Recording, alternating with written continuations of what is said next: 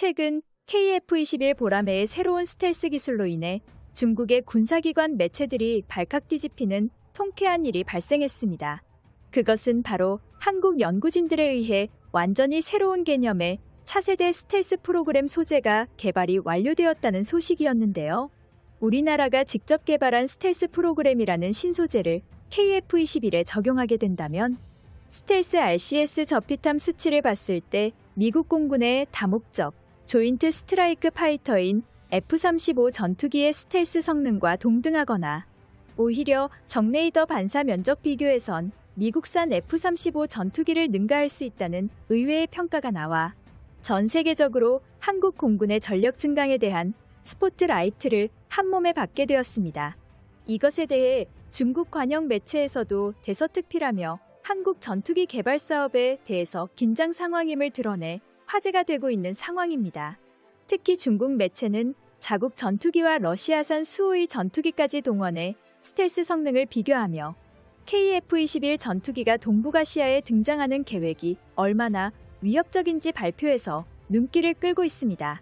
최근 중국 공산당 기관지의 중국 국방부 보도를 인용해 최근 한국의 KF-21 9호 시제기가 조립되는 모습을 드러냈다면서 이는 당초 예정보다 한 달 정도 앞당겨진 것이라고 전했는데요. 그러면서 KF-21 전투기는 미국의 F-22 랩터 스텔스기와 유사한 형상을 하고 있을 뿐만 아니라 한국이 개발한 스텔스 신소재 때문에 스텔스 성능도 비슷할 것으로 전했습니다. 이렇듯 스텔스 신소재를 한국이 개발하면서 방산업계를 뜨겁게 달구고 있습니다. 국방과학연구소의 대레이더 저항공학부 교수 연구팀이 레이저 연령상 밀리미터 레이더를 이용해 동작하는 다양한 유도 무기들의 공격을 회피할 수 있는 첨단 다중분광 스텔스 소재를 세계 최초로 개발하게 된 것인데요.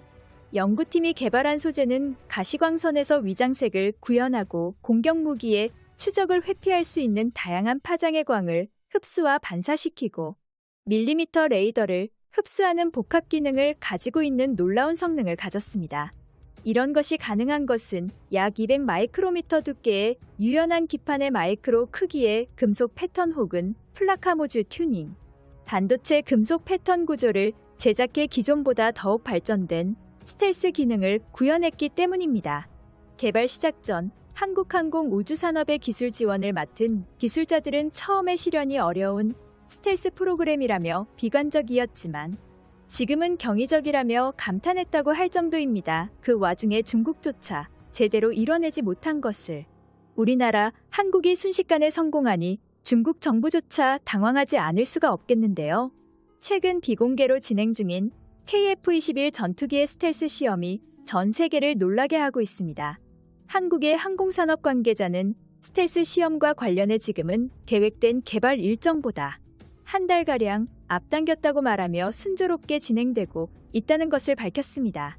이번 연구를 통해 개발된 스텔스 소재는 다양한 군사 장비에 부착해서 사용할 수 있습니다. 교수팀이 개발한 다중 파장 스텔스 소재, 연구 결과는 광학 분야에서 세계적인 국제학술지인 첨단광학 소재는 온라인에 2차례나 게재됐으며 관련 기술에 대해 다수의 국내외 특허를 출원해 이 분야에서 국제 표준을 선점했습니다. 한국 연구진이 발표한 연구 결과는 기존의 피탐지 중심의 레이더 스텔스 기술과 별개로 첨단 미사일 공격 무기로부터 생존성을 향상할 수 있는 새로운 스텔스 기술입니다. 중국 매체는 특히 스텔스 소재 말고도 A사 레이더 등 통합 전자전 시스템에 깊은 관심을 보였습니다. 매체는 한국이 자체 개발한 A사 레이더의 최대 탐지 거리는 약 400km이며 1m 미만의 표적도 선명하게 감지할 수 있다고 소개했습니다. 이는 자신들이 가진 레이더 성능을 훨씬 웃도는 것으로 러시아가 개발한 레이더보다도 성능이 뛰어나다고 설명하고 있습니다.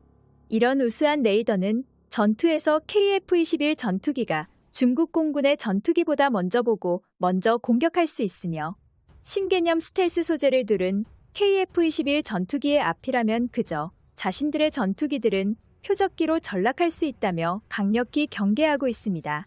또한 전자광학 표적 추적 장비와 적외선 추적 장치를 탑재한 레이더가 꺼진 상태에서도 표적을 탐색할 수 있다고 전했는데요.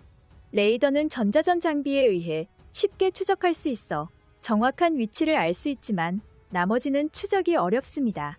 그렇기 때문에 KF-21이 레이더마저 끈 상태로 작정하고 스텔스 모드로 공중전을 펼친다면 중국 입장에서는 아무런 손쓸 방도가 없는 것이 사실이기에 중국의 입장에선 걱정이 이만저만이 아닙니다.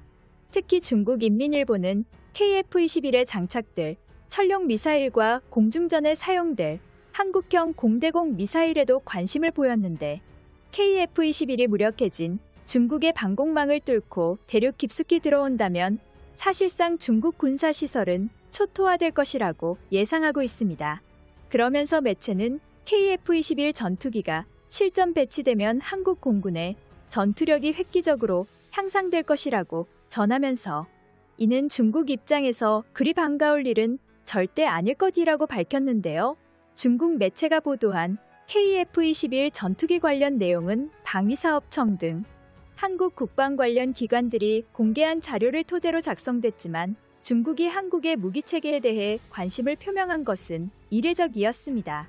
일각에서는 한국이 개발한 소재로 KF-21을 제작한다면 블록 3 단계에서는 KF-21이 F-22의 저피탄 면적을 능가할 수도 있다는 평가가 나오고 있습니다. 이 때문에 한국의 신개념 스텔스 기술을 이용한 국방 핵심 기술 연구 개발이 더욱 활발하게 진행될 것으로 예상되는데요. 특히 새로운 스텔스 기술의 원천 기술을 확보하고 첨단 무기의 실제 응용이 가능한 연구 성과를 확보함으로써 국내 방위산업 국제 경쟁력 향상에 크게 기여할 수 있을 것으로 기대됩니다. 또한 전 세계가 한국의 신개념 스텔스 기술에 주목하는 것은 단순히 레이더에 안 잡히는 것을 넘어 전투에서 조준 자체가 불가능해 전투기의 생존성과 제공권을 쉽게 장악할 수 있기 때문입니다. 이렇게 항상 한국을 무시해 오던 중국조차 미국의 스텔스 전투기만큼 한국의 KF-21을 경계하자 인도네시아에서는 난리가 났습니다.